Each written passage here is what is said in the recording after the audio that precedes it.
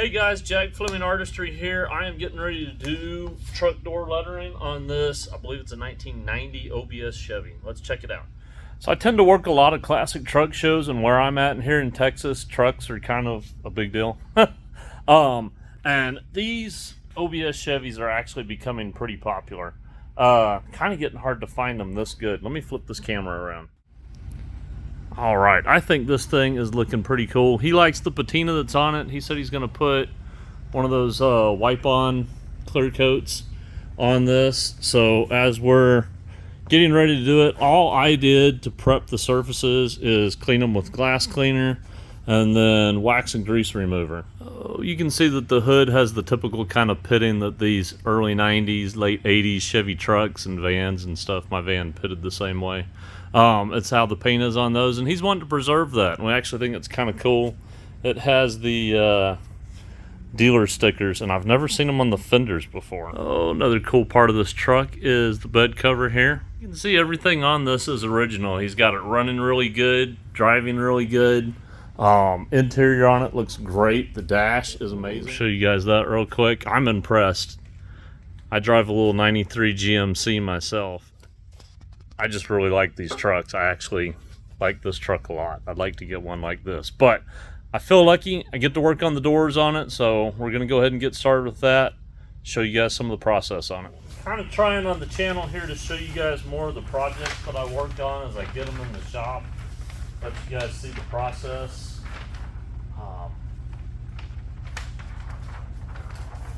Kind of hard to talk and work at the same time, but starting off with some paper that I'm going to draw our design on.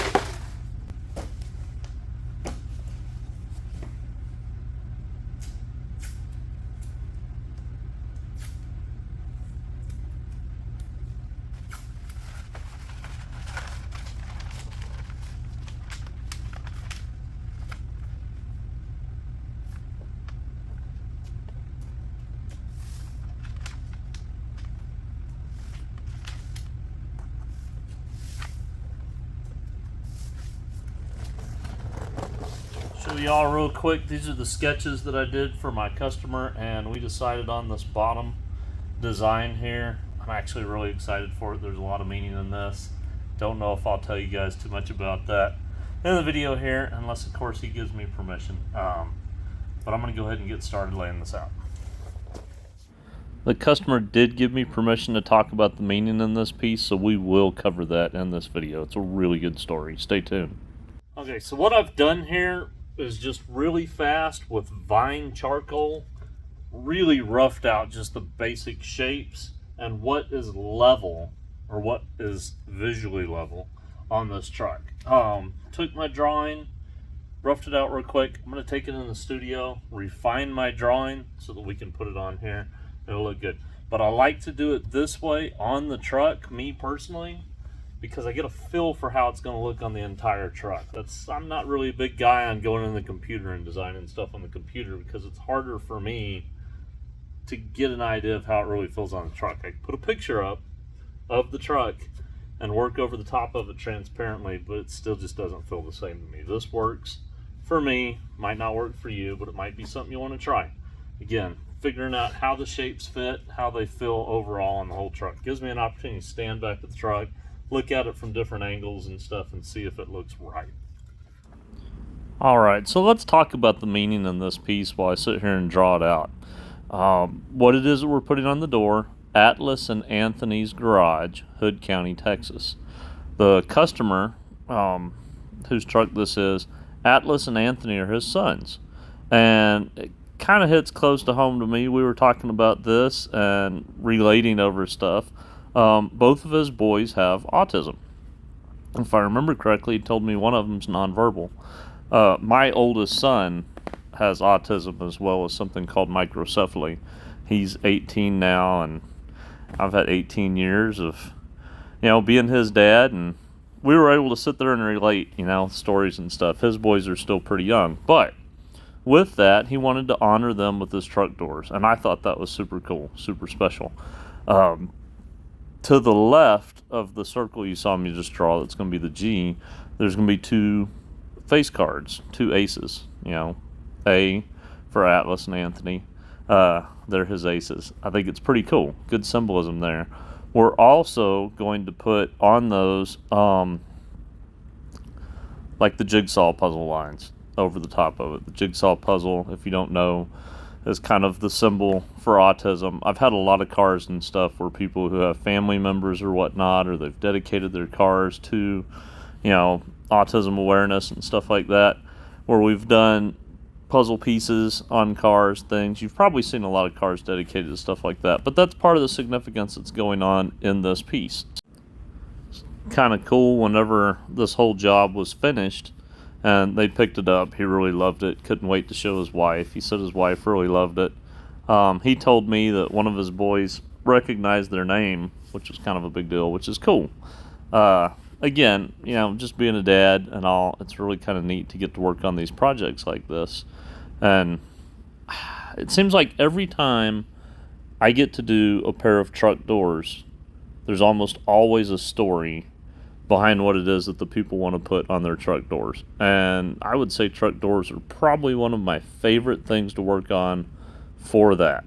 You know, either something as a truck that was somebody's grandpa's truck and maybe he had a market or something like that, and they want to put that on there, or they want to honor, you know, a family member whose truck it was that passed away. There's always a story with truck doors, it seems like. So it's really kind of cool. It's one of the things that I love about the truck community, or the classic truck community. It seems like I come across people who have stories with what they're doing with their cars more than any other scene that I'm in. They're dedicating them to family members or to history. They want to pass them on to their kids. It's kind of cool. I like it. Makes it, I guess, my kind of people. Makes it one of those things, too, when you're working on a door that you feel like you can relate to and all, and especially with this one for me, I kind of wanted to, you know, give a little extra on stuff.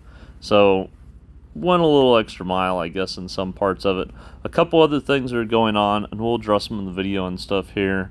Being that it's, you know, early 90s truck, he kind of wanted it to have a little bit of that early 90s kind of flair to some of the graphics. So the letter styles that I chose here, I tried to choose ones that I feel like I remember seeing at that time period.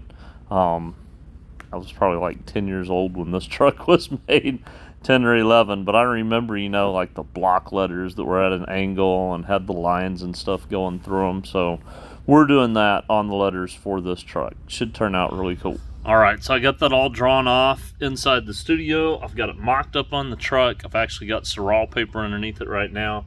I'm not going to bore you guys with the process of putting that on here and tracing it off. Got a ton of other videos showing that. Go check those out. But I'm going to go ahead and do that, and then we'll get into painting.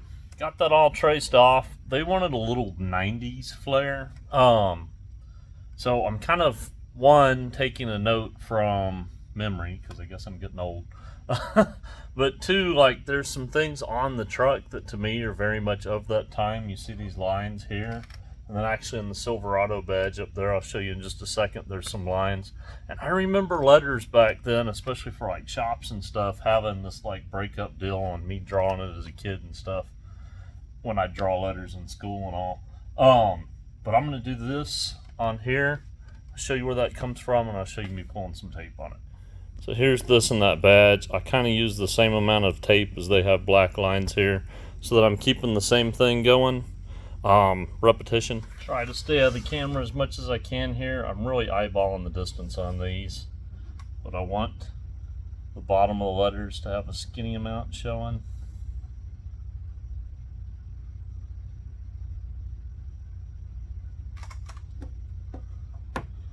I just want that to be the same at the bottom of almost every letter. It's not going to be the same on those rounded ones. Something that y'all don't know, rounded letters get a little bit more height on them, a little bit more to the top and the bottom. Actually helps them look the right size. If they're the same size, they end up looking too small optically. Really, 1, 2, I think we're just 3 pieces of tape. Just gonna come up a little bit more here. I'll go check that with the other side. I can use my G as a guide to make sure that that's in the same spot height-wise. Pretty close. Maybe not. Maybe we come up a little more on that side.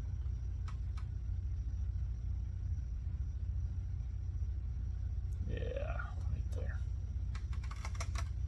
Ooh, that's got a wobble in it now, just because of the way I pulled that tape. Try not to have that.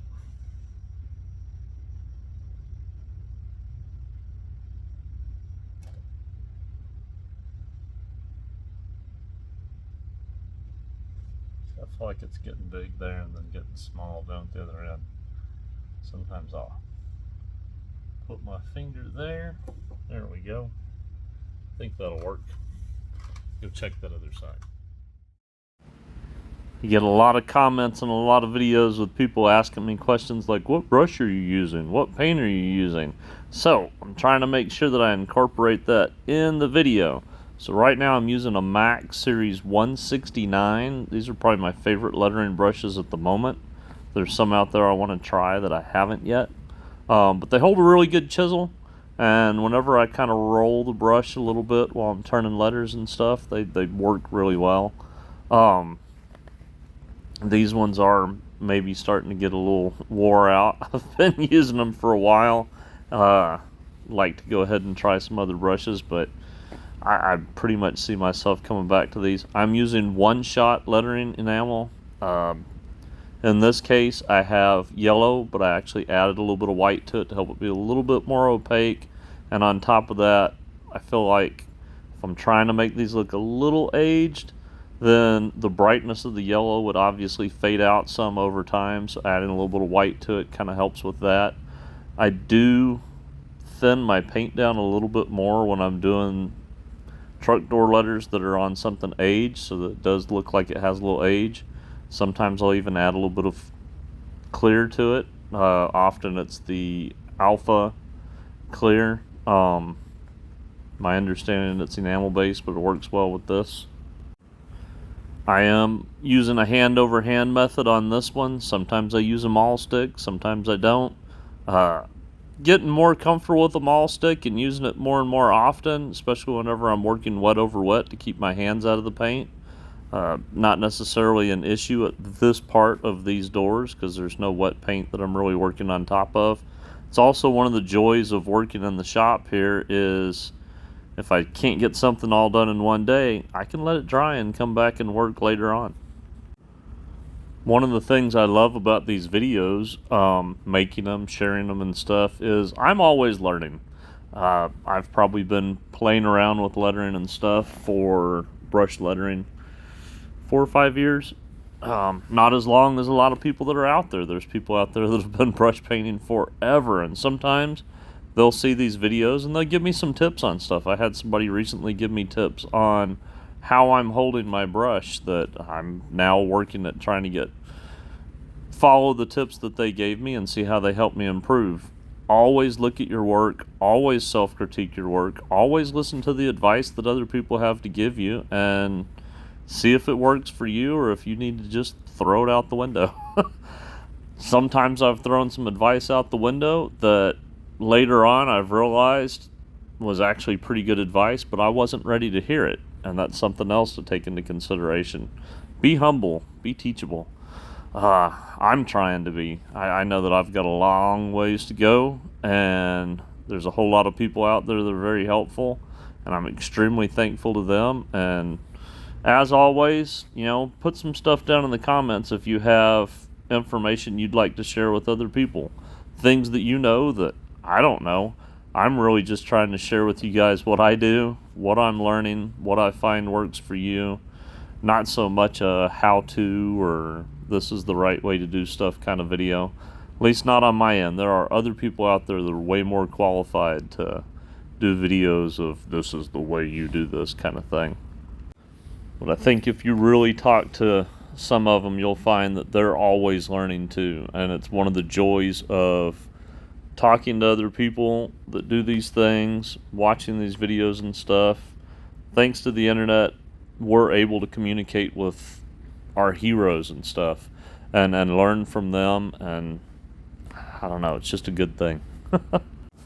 Heck, with this set of doors, I shared pictures of these with one of the people that I really look up to in the sign world, and he was able to give me some pointers that I can use later for layout.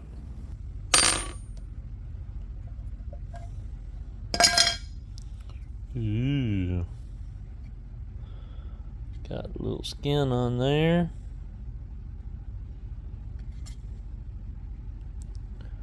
Starting to develop. See if we can scoop it out. Ah, almost. I'm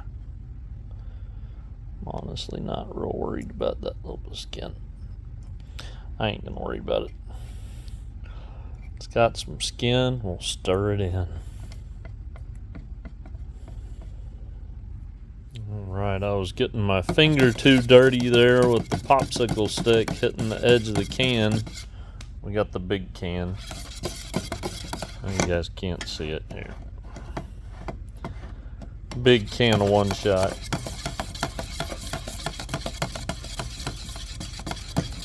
I have a hard time finding these ones online, but I've got a sign shop here, or not sign shop, sign supply company out of Dallas that'll deliver them here to my shop, and they're pretty affordable in the big can. Alright, I got my white, and I'll show you. I do not want to put straight white on this truck. It's going to be way too bright. It's older paint. It's got all this patina stuff going on in it, or a clear coat peel, whatever you want to call.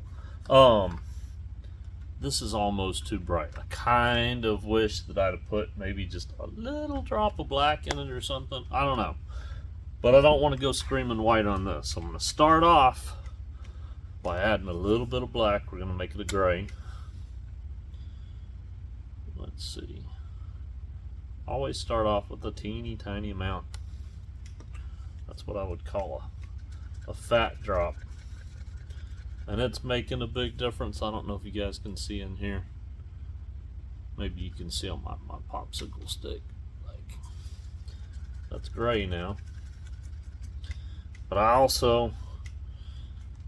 heard somebody one time refer to imitation gold as liquid time. And I like that. I thought it was funny. But at the same time, it's very true. I think I add a little bit of imitation gold to most colors when I'm trying to do older or distressed looking jobs.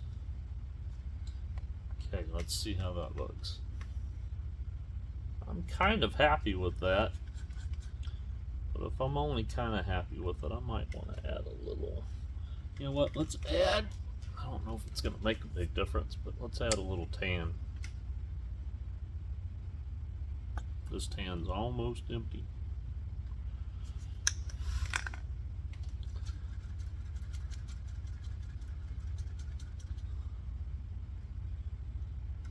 And I plan on doing a fade on these, but we're going to do these first. I think I'm going to come back and do those second. I don't know. Maybe I'll do them both at the same time. Just get it over with. Kind of afraid of getting. I'm going to break out the airbrush, and I was a little afraid of getting the airbrush on those. You know what? We're going to put the smallest drop that we can possibly put. Maroon. I hope it ain't too much, but I do that because we're on kind of a maroon color here. It should give a little bit of unity to that with the paint. It's not enough that you can tell, but you know, as paint wears out over time and stuff, it becomes more transparent, so maybe it would show a little bit of that through. And I think I want to go just a hair darker on that. I don't want it screaming. I'm afraid once we get it on there, it will be screaming at us. Come on, drop a drop. Drop and a drizzle.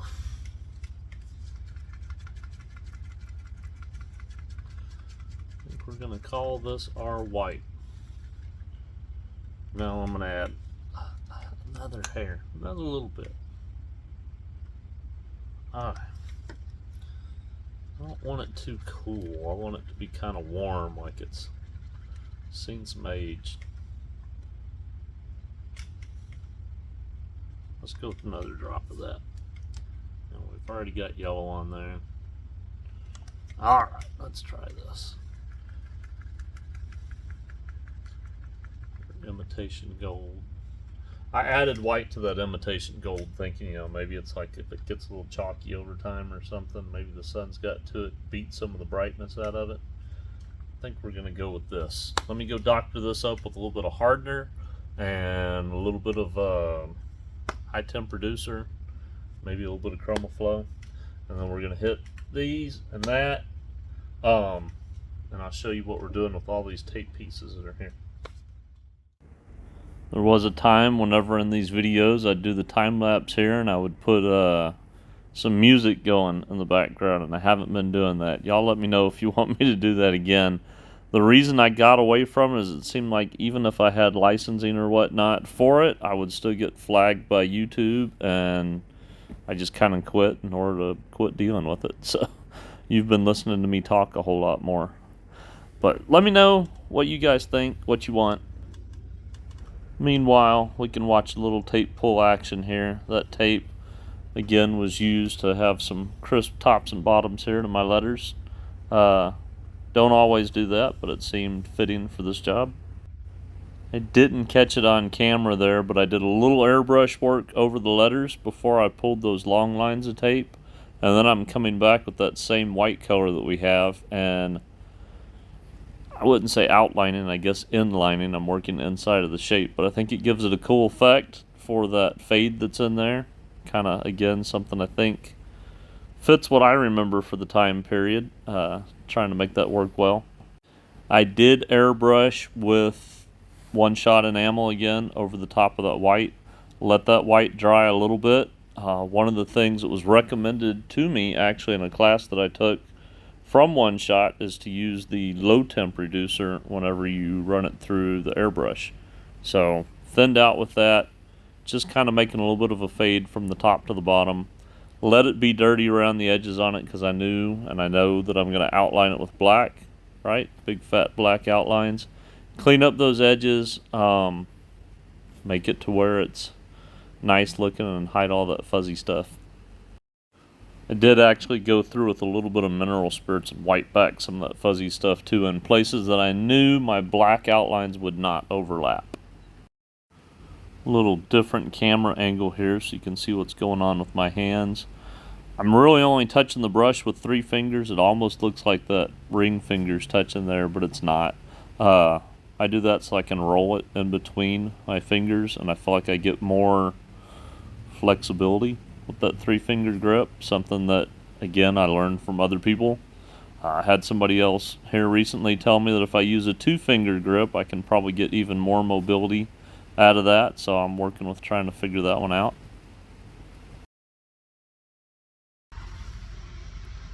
Okay, so I feel like there's always opportunities for learning and always opportunities for learning from your mistakes or happy accidents, I guess, like Bob Ross would say.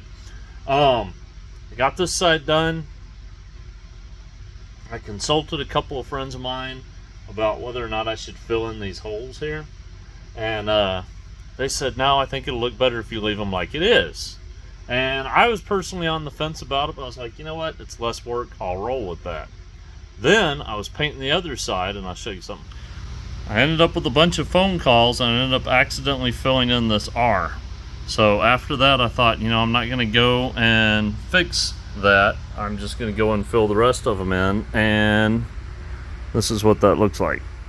Okay, so back to the case of learning something from our accidents or mistakes. And it's something that had been told to me before by somebody, but until I make mistakes or whatnot, sometimes things don't settle in. When I used to paint window splash, somebody had told me to do this to fill these in so that they wouldn't become focal points. And I did that then, and I've kind of stepped away from it some. And I was thinking about that again after talking to my friends, and I'm thinking, well, it's less information for your eye to read when that's just filled in. Otherwise, I'm trying to read the space that's in here and stuff. Makes it a shorter read. So to me, I think it's a little bit more bold now with those filled in. I like it. Y'all tell me what you think in the comments. Another fun little effect here, just using some maroon paint that's a little darker than what's on the door to make a drop shadow for Atlas and Anthony. I feel like there's enough going on with Garage, but the Atlas and Anthony part was starting to look a little flat, I guess. Didn't have as much treatment. So this kind of helps it be a little bit more of a focal point too.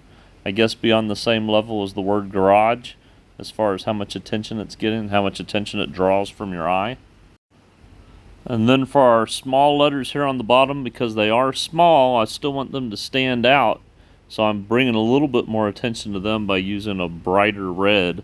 Not as much attention as word Atlas and Anthony or the word Garage, because those are more important. So on hierarchy, these kind of fall a little lower. Alright, I just wanted to show you, this is a point where I start looking and I say, okay, what does it need? I know I need a little outline here. I'm still going to put like a jigsaw puzzle design over the cards. But I'm looking at it, and he wanted a 90s flare, and I feel like it needs a little bit more red, and I think I'm going to see if I can figure out a way to make a triangle somehow go behind all of this. You see that a lot in those 80s, early 90s kind of designs. I think that'll work for this. Alright, so I'm going to try and figure that triangle out on here. And I got to figure it out in a way that I don't really have to go through a lot of stuff real hard.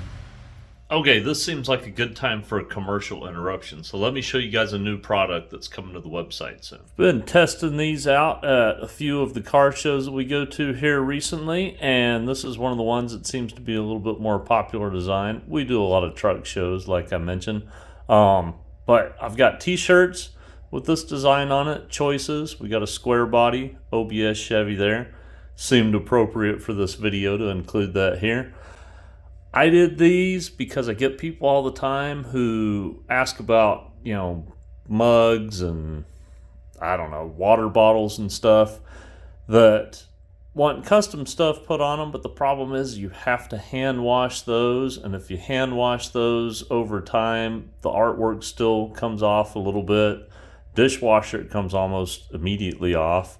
But in having these printed, these are dishwasher safe. I've got other designs out there as well that'll be coming to the website soon. Some are pinstripe designs. One of them is the Jack Fink design.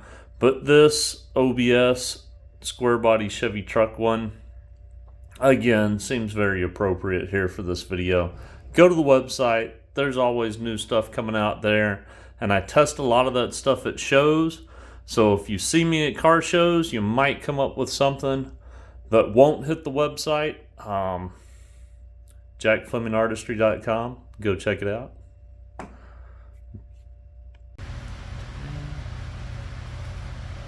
That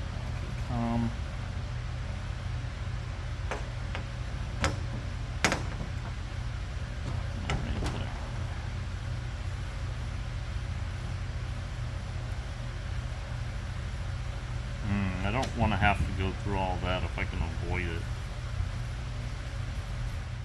Took a bit of time to figure that out. Let's jump ahead a little bit so we're not sitting here watching that long process. Okay, so after I figured out where I wanted those lines so that they don't make things look too busy, I'm going through and I'm using pinstriping brush, sword brush. In this case, I believe I am using a Vondego Pro Series. I don't recall what size. But using that, I like those for straight lines sometimes. Getting kind of in the little cracks and crevices here, making that line come through just so that we can bring that red up from the bottom into the rest of the design. Brings our eye up and makes our eye kind of move around the design a little bit more, plus adds to that 90s flair that we're after here. Kind of geometric thing. Reminds me of Saved by the Bell or something. Miami Vice, Van Halen. Sounding like an old man here. Okay, so if you remember, we talked about how the customer wanted the jigsaw pattern in here to represent autism for his boys. So that's what I went through there. The A's, and now we're rolling out the finished product here. Looks good. And as always, they look even better when the customer's happy and they're heading down the road. Alright, thank you all for hanging with me on this one and watching this. I hope you enjoyed it. This one meant a lot to the customer. It meant a lot to me. If you like this content, please subscribe, hit the like buttons, click on some of the videos that come up here if you want to watch more stuff like this. And always give me comments on what you guys like here, what you want to see, feedback on anything. Tell me how your day's going. Hope y'all have a good one. See you later.